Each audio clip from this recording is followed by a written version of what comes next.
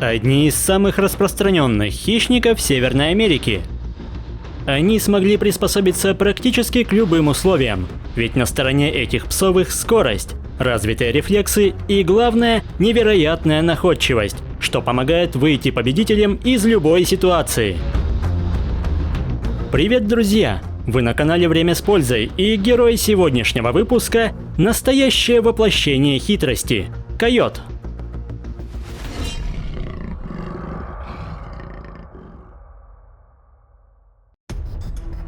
Койот или луговой волк значительно уступает в размерах своим серым родственникам. При длине тела до 1 метра масса животных колеблется от скромных 8 до 20 килограмм. Это одни из самых шумных псовых, которые дают о себе знать по поводу и без, за что на латыни койота окрестили как собака лающая. В лесах это крайне необычный гость. Он отдает предпочтение равнинам, пустыням и прериям, раскинувшимся на большей части Северной Америки. Койоты – социальное животное. Чаще они живут и охотятся семейными парами, которые образуются на всю жизнь. Но молодые особи, особенно покинувшие родителей самцы, часто вынуждены путешествовать в одиночку. Мелкие млекопитающие для них – самая доступная добыча. Обладая отменным слухом, койот без труда выслеживает подвижных грызунов и с ловкостью лисицы заключает их в тесные объятия. Но чтобы насытиться, их нужно слишком много, поэтому охотник отдает предпочтение более серьезным целям. Когда грызунов становится мало, животные сбиваются в стаи, что значительно расширяет их охотничьи угодья и возможности, ведь вместе хищники способны справиться с крупными животными и использовать более продвинутые тактики. Обычно целью стаи становятся молодые или ослабленные особи. Пока одни отвлекают мать, другим хватает времени, чтобы похитить детеныша. Это рискованное мероприятие, но в случае успеха пищи хватит на всех. Койоты довольно вспыльчивы, и между ними часто происходят конфликты, но драка почти всегда обходится без последствий. В отличие от волков, стаи носят непостоянный характер и со временем распадаются. Из-за своих размеров койоты не вызывают подозрения у крупных копытных, но намерения хищника далеко не добродушные. Он тщательно изучает детенышей в поисках наиболее слабых и беззащитных. Однако даже такой малыш способен дать сдачи. Поэтому койот делает вид, что играет, пытаясь увести жертву подальше от стада. Но крохотные бизоны тоже владеют крайне опасными приемами, и удар копытами отбивает желание продолжать охоту. Кроме того, в дело вступает мать, лишая хищника последнего шанса на успех. Внимание охотника могут привлечь и водоплавающие птицы. Ради такого трофея он готов показать чудеса маскировки и даже замочить собственную шкуру. План провалился, но голодный и промокший хищник не желает сдаваться. На земле у него гораздо больше шансов. Бесшумное перемещение и быстрая атака дают ожидаемый результат.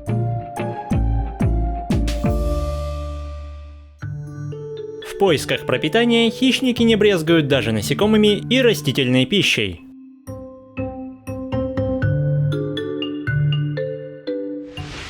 Зимой все гораздо сложнее.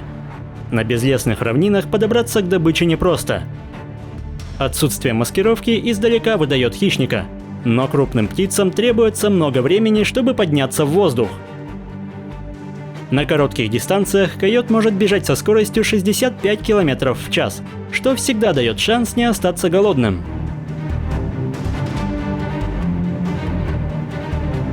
Порой голод толкает хищника на довольно отчаянные поступки. Но выдры не лучшая мишень, ведь вместе они готовы дать отпор даже крупному противнику. В предприимчивости койоту нет равных, и он находит возможность забрать хотя бы утешительный приз. Подобно шакалу, этот охотник зарекомендовал себя как искусный воришка. В одиночку зимой койоту приходится несладко. В поисках пищи он может проходить более 30 километров за сутки, используя любой шанс, чтобы дожить до весны.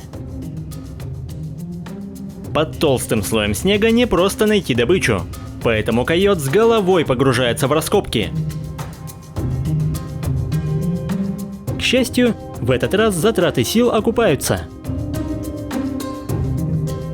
Приемлемой пищей становится и падаль, но даже за нее разворачивается борьба. Нападки птиц не слишком опасны, но на пути только что проснувшегося медведя лучше не становиться. Удивительно, что в качестве партнера для совместной охоты койот может использовать американского барсука, о чем подробнее рассказано в одном из прошлых выпусков. Оставленная волками добыча предвещает настоящий пир, но это огромный риск, ведь туша может находиться под присмотром, а более крупные и сильные хищники не питают симпатии к конкурентам. Однако и без волков на готовый обед слишком много желающих. Если врановые не представляют угрозы, то белоголовый орлан с размахом крыльев более 2 метров становится серьезным противником и не спешит уступать добычу. Даже когда конфликт позади, пернатый хищник не упускает возможности побороться за звание лучшего воришки. Поэтому главное правило – вовремя унести ноги и постараться прихватить как можно больше добычи.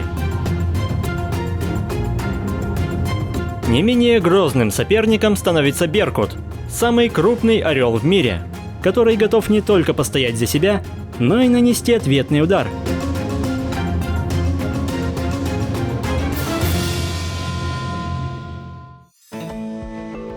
У койота хватает наглости претендовать даже на добычу медведя, но это не самая лучшая идея. По прошествии холодной зимы у пары появляются в среднем около 6 щенков, и в их воспитании принимают участие оба родителя. Малыши быстро подрастают, получают первые навыки охоты и учатся работать в команде. При благоприятных условиях койот может прожить до 10 лет, а в неволе почти вдвое дольше. Истребление волков и медведей в Северной Америке во многих местах поставило койотов на вершину пищевой цепи. Уничтожение лесов также пошло им только на пользу, ведь койоты предпочитают открытое пространство. Кроме того, их не пугает соседство с человеком, и животных можно увидеть не только на окраинах городов, но и прямо посреди улиц.